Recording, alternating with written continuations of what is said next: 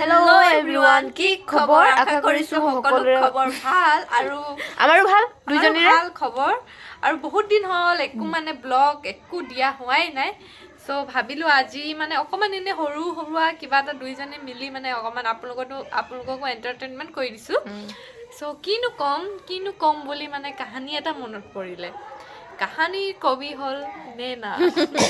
ইনে কসিলে ধেমালি কৰিছো কাহিনী সাহানি নাজানো দে এনে আমি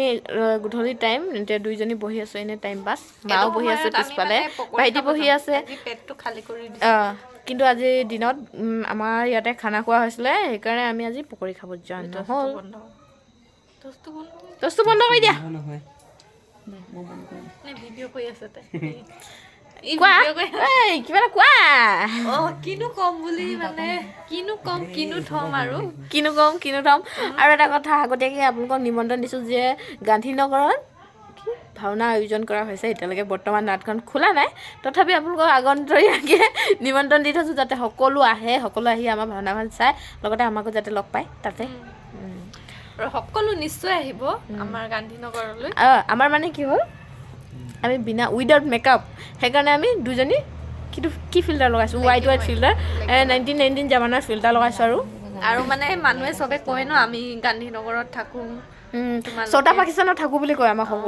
চবে কেনেকে থাকা কি কৰা তো এবাৰ আপোনালোকেও আহি চাব আমি গান্ধীনগৰত কেনেকে থাকো আমাৰ ঘৰনো ক'ত আমিনো কেনেকে থাকো মানে চবে কয় ন তহঁতি মিয়াখিনিৰ মাজত কেনেকে থাকো গান্ধীনগৰত সেইকাৰণে কওঁ ঘৰ ক'ত বুলি সুধিলে কি বুলি কওঁ জানে ছটা পাকিস্তান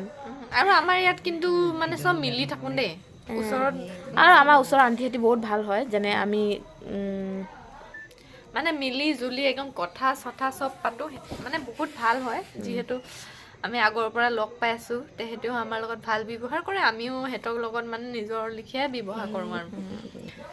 আৰু হেনেকে আৰু আমাৰ ইফালে ঘৰ বনি শেষ হৈছেগে লাহে লাহে নিশ্চয় আপোনালোকক মাতিম আহিব সকলোৱে খাবলৈ তেনে হেতৰ ঘৰ বনি আধা আধি হৈ গ'ল আৰু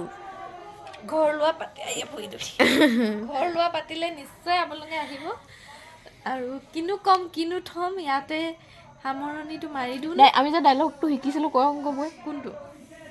চিলাপথাৰ ছোৱালী মই চিলাপথাৰ ছোৱালী চিলাপথাৰ ছোৱালী মই চিলাপথাৰ ছোৱালী কৰিবানে দেহা মোক গুৱাহাটী বোৱাৰী মানে এতিয়া আমি বেলেগ গান লগাই দিলে কপিৰাইট লাগি যায় সেইকাৰণে উইদাউট কপিৰাইট বনাইছো আমি বাই বাই কিমান বাবাই কবি